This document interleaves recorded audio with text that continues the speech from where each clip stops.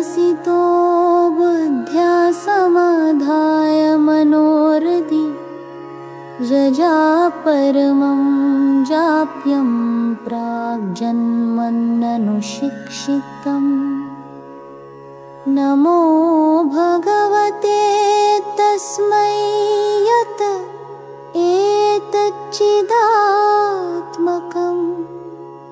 पुरुषायादिबीजाय परेशायाभिधीमहि यस्मिन्निदं यत्तश्चेदं येनेदम् इदं स्वयं योऽस्मात् परस्माच्च परस्तं प्रपद्ये स्वयं भुवम्।